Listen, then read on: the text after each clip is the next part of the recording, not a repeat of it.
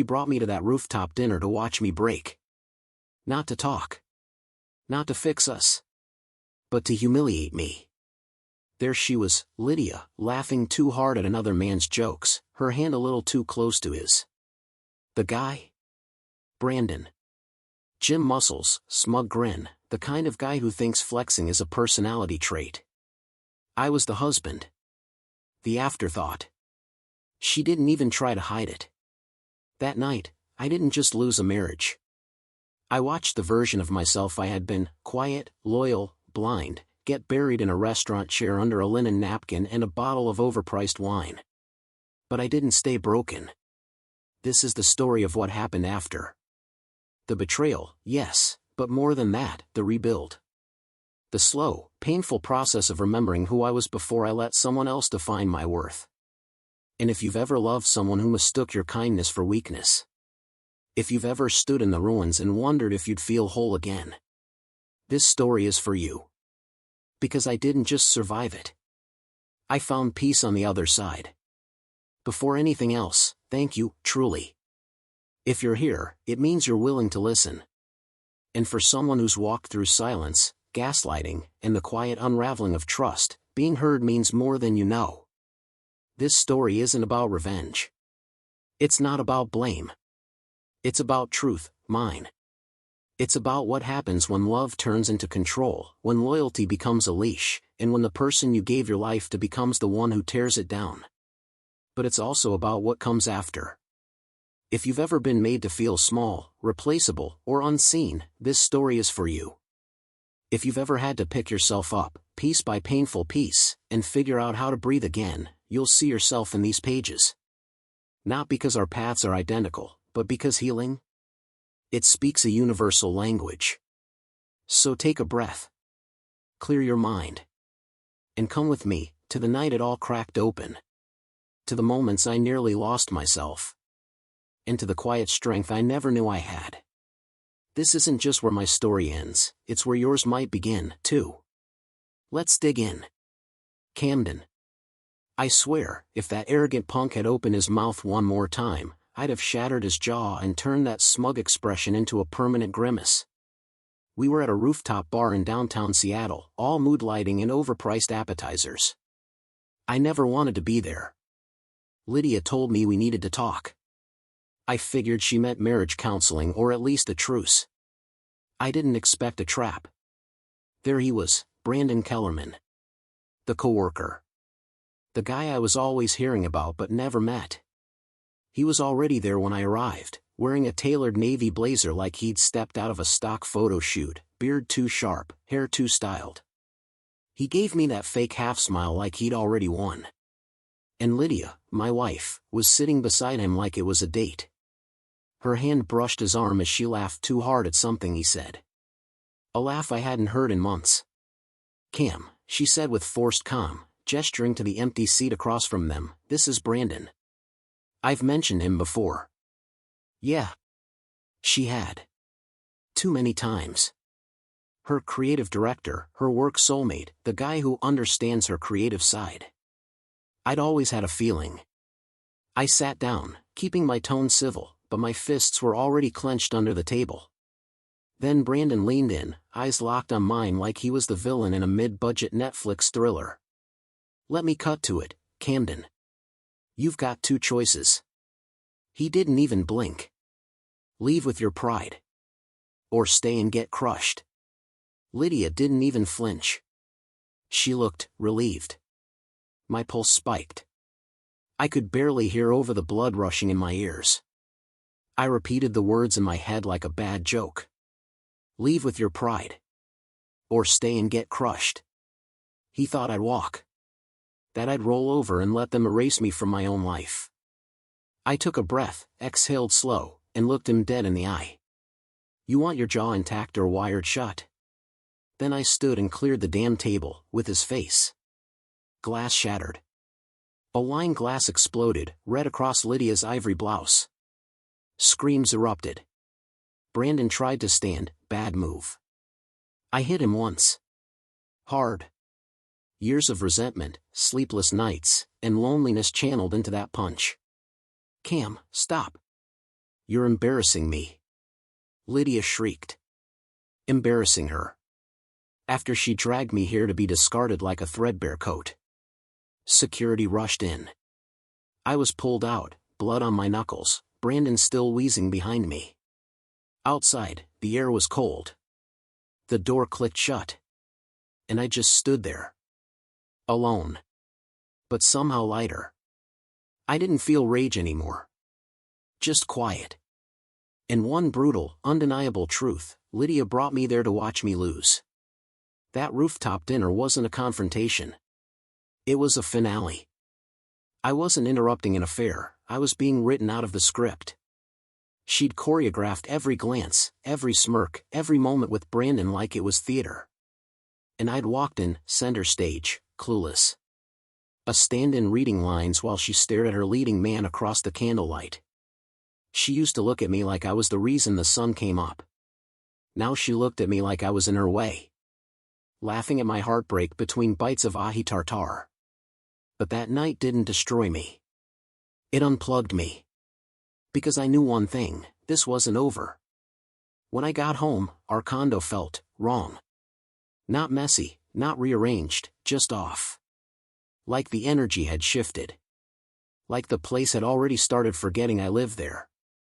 Her perfume still lingered in the hallway. But it wasn't just hers. Something deeper. Muskier. Masculine. Brandon. I walked into our bedroom. The bed was made with tight, pristine corners, something Lydia never cared to do. It felt sterile. Like a room staged for someone else. I sat down. My palms still throbbed from the hit. My mind raced, replaying Brandon's smug smirk, Lydia's icy stare, the heat of her hand on his thigh. My phone buzzed. From her, "You didn't have to do that. You embarrassed yourself. Not are you okay? Not let's talk. Just blame." Cold and sharp. And that was it. The flip of the switch. I stood up and began searching, not because I had doubts, but because I needed proof. Something to hold. Something real. I started in the closet. Everything looked normal, until I hit the shoe rack. A new pair, crimson stilettos. Polished.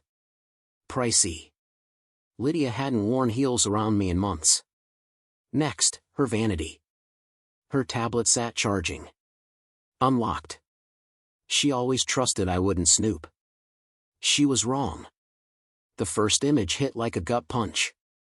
Her, barely clothed, posing in a hotel mirror. Date stamp, last weekend. She'd said she was at her friend Kara's wine retreat in Walla Walla. One more swipe. There he was. Brandon. Shirtless.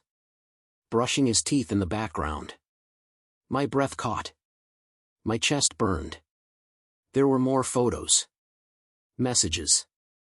Videos. And suddenly, silence again. But it wasn't weakness anymore. It was resolve. Some of the files were voice notes. His voice, low, smug, calling her my little secret. Her reply. Giggling like a teenager sneaking out after curfew. One clip? She called him daddy. I nearly hurled the tablet across the room. They didn't just cheat, they mocked me. Another message made my skin crawl. He still thinks we're working on our marriage. Poor baby. Poor baby. That one hit harder than my fist had hit Brandon the night before.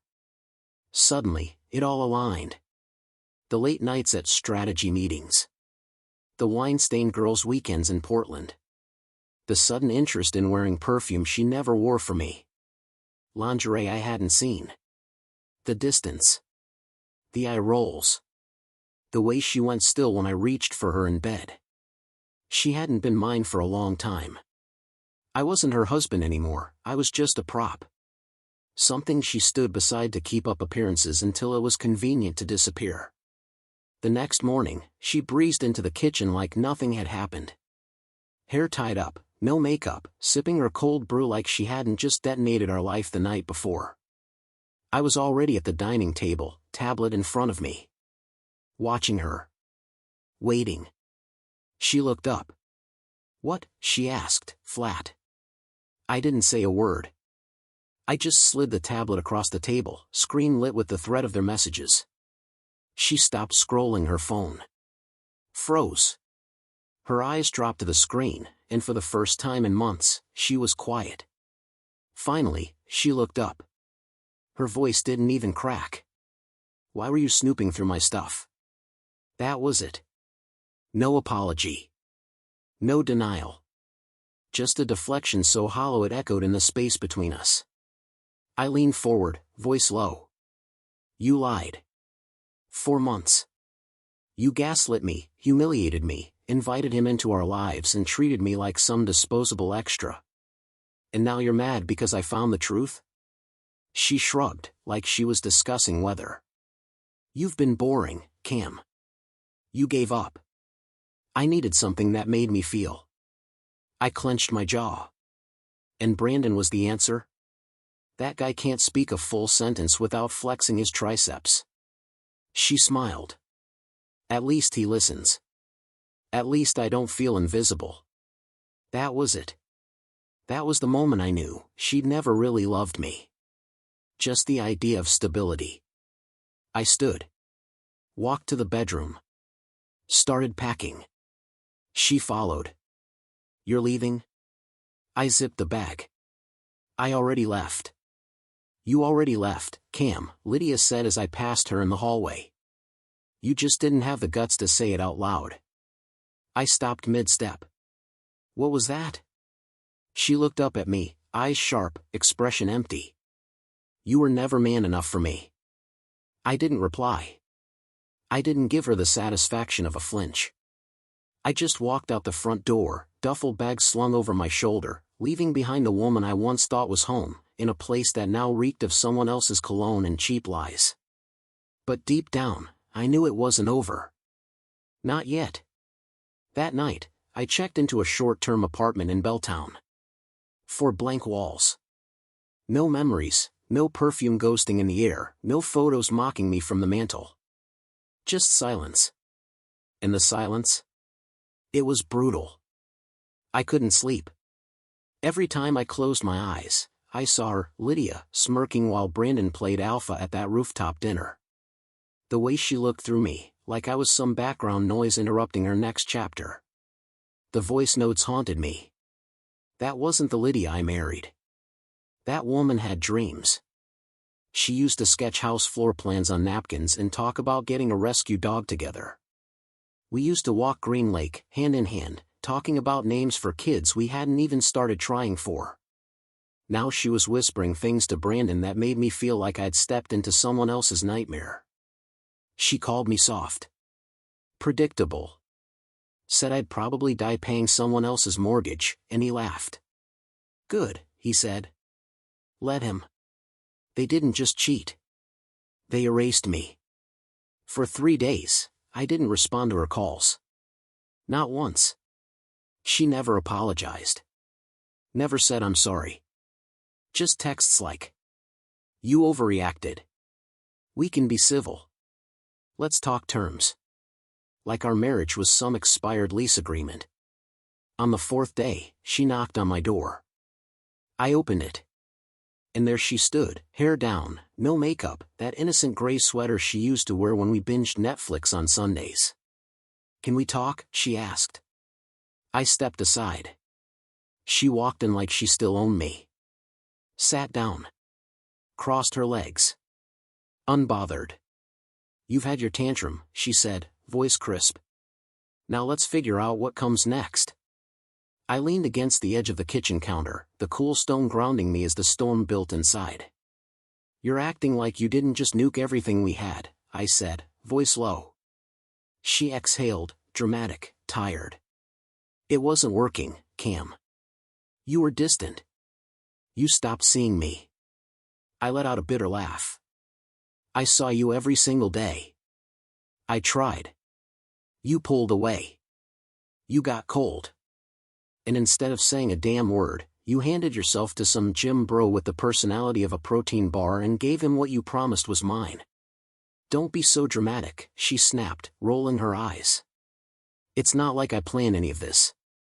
No? I stepped closer. Then explain the hotel reservations under your name. The lingerie tags still in the Nordstrom bag. The mirror selfies. The voice notes. The videos. She flinched, barely, but it was there. And explain why Brandon thought he had the right to tell me to step aside like I was just squatting in my own life. Her mouth twisted into something halfway between a smirk and a sneer. You're making this into a crime scene. No, I said, my voice hardening. What you did wasn't murder. It was an assassination. You didn't just leave. You killed the man I was, and you didn't even have the decency to bury what was left. That hit something. She stood up fast, her chair scraping against the hardwood. I needed more, Cam. You don't get it. You stopped trying.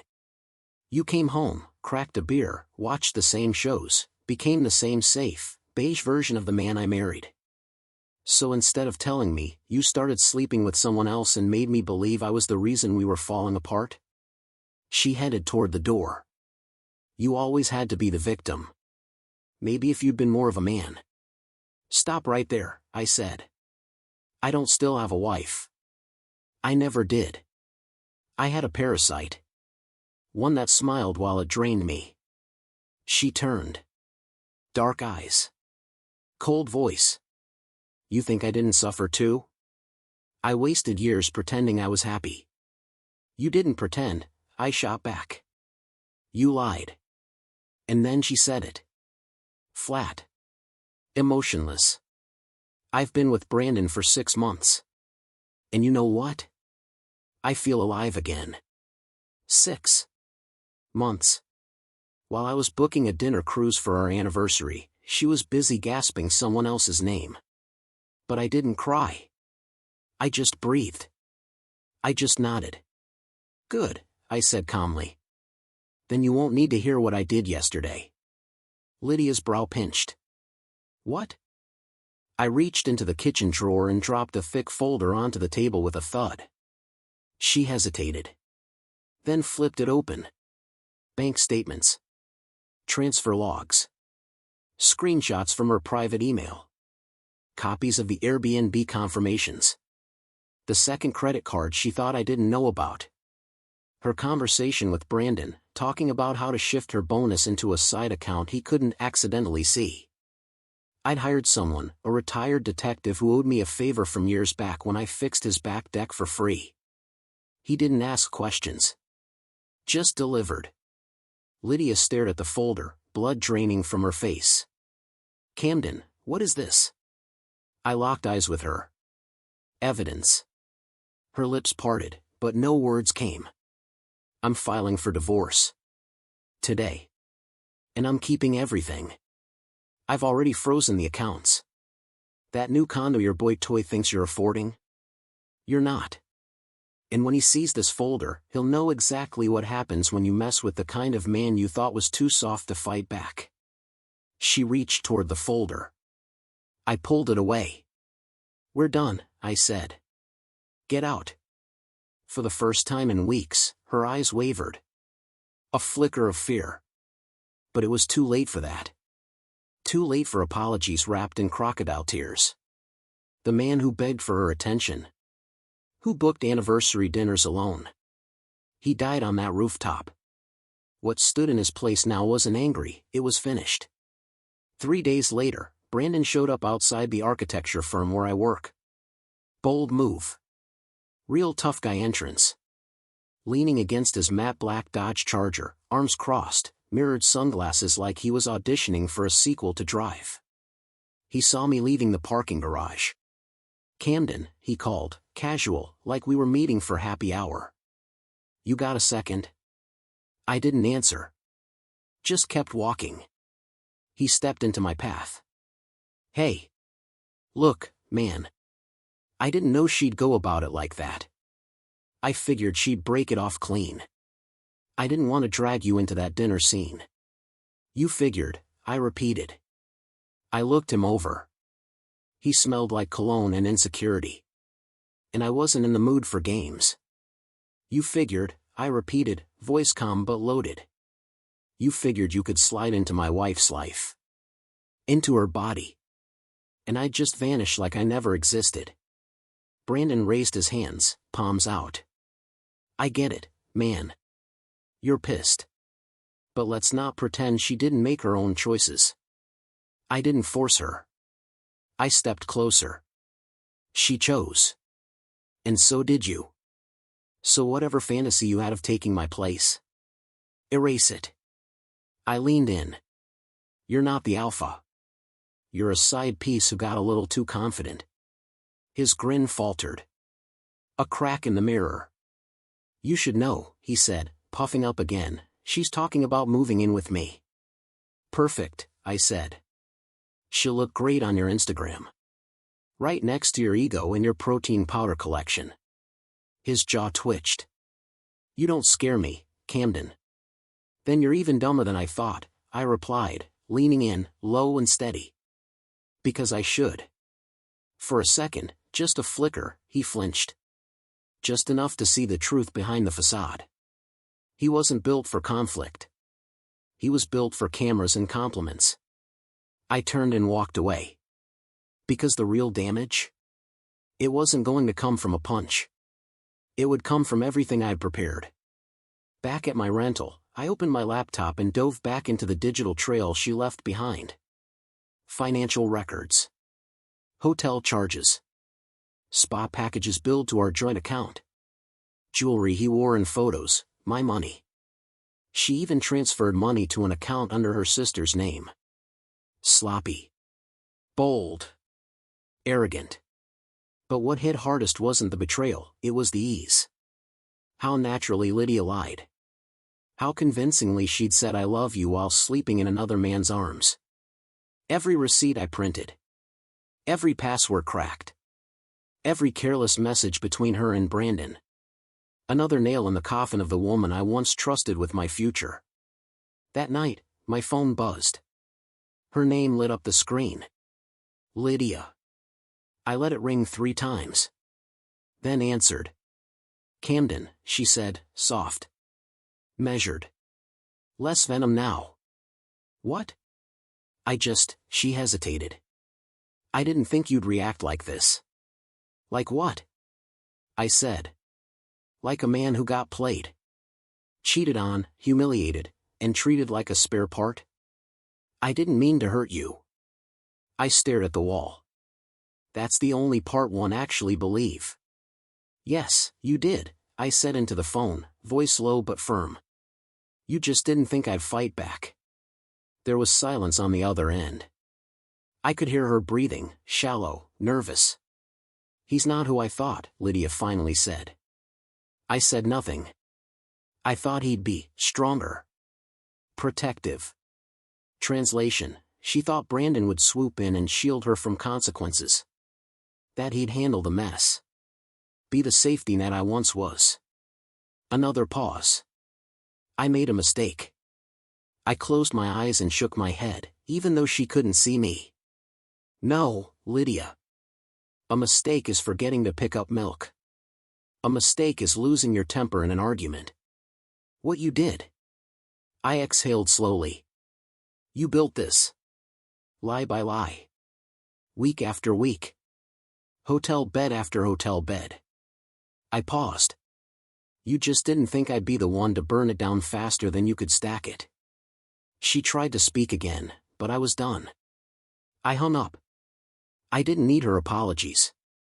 I didn't want her guilt. I had spent too long letting her rewrite the story in her favor, warping my reflection into someone weak, small, forgettable. But standing in that quiet rental apartment, holding the evidence of everything she destroyed, I finally felt something I hadn't touched in months. Clarity. This wasn't about revenge anymore. It was about reclaiming myself, my name, my peace, my damn dignity. Let her keep Brandon and his flex for the camera lifestyle. I had something better. Freedom. And I was going to use it. The divorce moved quicker than I thought. Maybe because Lydia didn't want too much of the truth on court record. She assumed she could charm her way into a clean break. Claim she fell out of love. But the moment my attorney laid out the financial trail, every dollar stolen, every secret booking, every message she forgot to delete, her tone changed. No tears. No outbursts. Just cold, quiet damage control. Our last meeting was in a sterile downtown office. Mediated, civil, distant. She wore a navy suit, no makeup. Trying to appear composed. Like a woman who hadn't once moaned another man's name in my car. She leaned in during a pause, voice hushed. "Why are you doing this? You're humiliating us both." I looked straight ahead. "You're not ashamed of what you did," I said. "You're just ashamed it cost you. You're just embarrassed people found out," I said. Lydia sat back, lips tight, eyes sharp, but she didn't say another word for the rest of the mediation. When it ended, I stood and walked out with my spine straight and a clean slate. She walked out with her mask cracked and her gym toy waiting at the curb, parked in his matte black Charger, texting her like a lost puppy. I thought I'd feel satisfied. I didn't. There's no victory lap after betrayal. No gold medal for surviving infidelity. Just silence. And numbness. And after that, a slow rebuild. Nights were the worst. Not because I missed her, but because the echoes still lingered. The silence where her fake laughter used to live. The cold side of the bed where she used to pretend she was tired. The way I'd catch myself halfway through a text, then remember she was probably tangled in someone else's sheets. It was never about missing Lydia. It was about reprogramming muscle memory. I started going to the gym. Not to look like Brandon, and definitely not to chase validation. I went to sweat it out, burn the grief out of my bones. The poison. The shame. The buried anger. Set by set, I started remembering who I was before her. Not broken. Not bitter. Just me. One night, a buddy from the firm dragged me to a bar in Capitol Hill. Said I needed to step back into the world. I almost passed, but something in me said go. That's where I saw her. Not Lydia. Rachel, her sister. She walked in with a couple friends, stopped cold when she spotted me at the bar. After a second, she came over. "Camden. Wow. I didn't expect to see you here." "Neither did I said. She looked down at her drink, then met my eyes. "I heard everything. I'm sorry." I nodded. "Don't be. You didn't betray me." She gave a soft, guilty smile. "I tried to talk her out of it, you know? When I found out. She told me to mind my own business. Didn't surprise me." Rachel tilted her head. "You doing okay?" I shrugged. "Some days are better than others." She leaned on the bar, studying me. "You know. Lydia was always the one who needed the spotlight." "She always had to win," I said, watching the swirl of whiskey in my glass. "Even if it meant destroying something beautiful." Rachel didn't speak right away.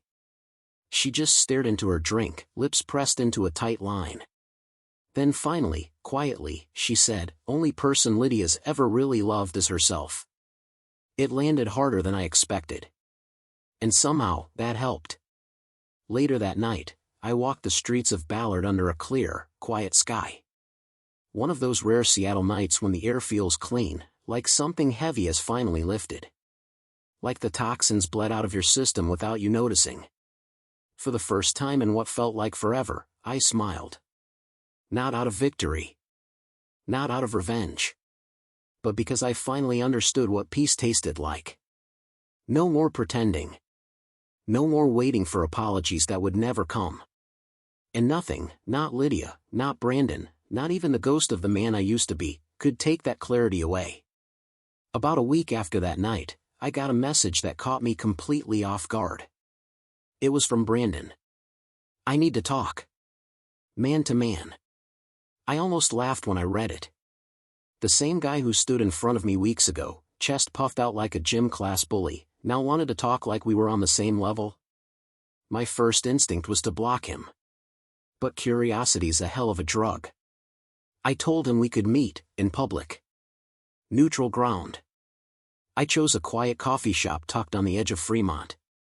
He showed up late. Different. Slower. Hair unkempt. Wrinkled shirt. Eyes ringed with shadows. He sat across from me and didn't speak for a full 30 seconds. Then finally, he muttered, "I think I made a mistake." I didn't respond. "She's not what I thought," he went on. "I mean, yeah, she's beautiful. But he hesitated, then whispered the word like it tasted bitter. "Poison." I leaned back in my chair. "Welcome to the club. She used to talk about you," he said, like a confession. "Said you didn't care. That you ignored her. That you hadn't touched her in months." I raised an eyebrow. "And you believe that?" He looked away. I wanted to. And there it was. The truth. He needed to believe I was the villain. So he could live with what he'd done. "She's already seeing someone else," he said finally, voice low. That made me pause. "Wait," I said. "She's cheating on you?" Brandon nodded slowly, the shame on his face so thick I almost pitied him. "She met him at some yoga class," he muttered. "Guy with a boat. Smooth. Wears beads. She swears it's nothing. Says I'm being paranoid." He rubbed his temples. "But I know the signs now. The late texts. The girls' weekend in Spokane. The new underwear that somehow never shows up in the laundry." He looked up at me, eyes dull. "It's déjà vu. But this time, I'm you." I should have felt vindicated. Triumphant. I should have leaned back and said "I told you so" with a smug grin. But all I felt was tired. "You played your part, Brandon," I said, my voice even. "Now you get to see what it's like on the other side." He exhaled, long and heavy. "I don't think she's capable of real love." "She's not," I said. "She's only capable of chasing attention. And when that attention fades, she finds a new audience." He didn't respond. Just sat there, stewing in the storm he helped create. I stood up, pushing in my chair. "Good luck, man." "I mean that." He blinked. "You're not mad anymore?" "I was," I said, slinging my jacket over my shoulder. "But anger's heavy. And I've carried enough of it already." Outside, the sun cut through the gray April sky, falling across my face like something sacred. Warm. Clean. I walked slowly, breathing in the salt-tinged breeze drifting in from the sound. I felt light. That night, I sat barefoot on my porch, a glass of bourbon in hand, listening to nothing but the creak of the wood and the occasional hum of passing cars. No buzzing phone. No fake apologies. No carefully crafted lies. Just me. Funny how betrayal feels like death when it first hits. But later, it starts to feel like a beginning. A harsh reset. A shedding of skin. Lydia called once after the divorce was finalized. Left a voicemail I never listened to. I deleted it before her voice could stain the silence. She didn't get closure. She didn't get the last word. That belonged to me now. I started traveling again. Weekend hikes. Road trips. Little things I abandoned while trying to keep a hollow marriage alive. I reconnected with my brother. We hadn't spoken in over a year. Lydia called him toxic. Turns out, he just saw through her. Rachel texted sometimes, never too much. Just to check in. A meme. A reminder that not everyone wanted something from me. I appreciated that. She just let me exist. One night, without preamble, Lydia sent me a photo of an old Christmas from years ago. There I was, smiling with her and the whole family gathered together. I stared at that photo for a long time, the genuine smile on my face, the way I once held her hand. Back then, it wasn't an act. I wasn't faking it. She was. That was the stark difference. I've learned to stop mourning what never truly was. The love I thought I had. The marriage I believed we shared. It was my truth, not hers. And that realization? It meant everything. Because now, I've got something she'll never have. Peace. Accountability. A soul that didn't corrode when the lies finally came crashing down. While she's probably still out there chasing that fleeting high, the next man to worship her until he finally sees behind her smile, I'm building again. Brick by brick, with something real. Months passed. Seasons shifted. I stopped counting days and instead celebrated the small victories, waking up without that gnawing pit in my stomach, eating without a constant metallic tang of anxiety, sleeping through the night without nightmares of her voice whispering deceit. Then, one morning, I opened my email and saw her name again, Lydia. The subject line read, Camden. Please, just hear me out. I froze, staring at it for nearly 5 minutes before clicking it open. Camden, I know I'm the last person you want to hear from. I wouldn't write if it weren't important. I messed up. I see that now. Brandon is gone. I'm alone. Her words spilled out. She had time to think about everything, about us, about what she did, what I did, and what it all meant. She said she didn't expect forgiveness, but she needed me to understand that she was lost. That she wasn't trying to hurt me, only to feel something, anything. And she admitted, in a way that hurt more than her betrayal ever did, that the only time she ever felt truly seen was when I was around. That maybe I was taken for granted. I read her message once. Then again. And finally, I deleted it without replying. Because here's the thing, she never truly wanted me. Not then, and not now. She didn't want me, not the version of me who had learned how to breathe without her, who had stopped begging for love disguised as scraps of attention. She wanted the man I used to be. The one who bent. Who shrank himself to fit into her version of happiness. Who twisted his needs into silence just to keep the peace. But that man died the night she humiliated me in public and looked at me like I was dead weight she couldn't wait to unload. What Lydia really missed was the safety I gave her. The loyalty. The comfort of knowing someone would always clean up the emotional wreckage she left in her wake. She didn't miss me. She missed being adored. That's the difference. And by then, I'd already started seeing someone new. Her name was Claire. I met her by accident, at a bookstore tucked between a florist and a bakery in Queen Anne. I dropped a worn copy of The Stranger by Camus. She picked it up, glanced at the title, and said, "Heavy read, for someone with kind eyes." We talked for an hour, standing by the philosophy section. Then coffee. Then long walks through Discovery Park. Then nothing, for a few weeks. Because I needed space. I told her I had scars. She just smiled and said, "Good. Scars mean you're healing." Claire didn't rush me. Didn't dig.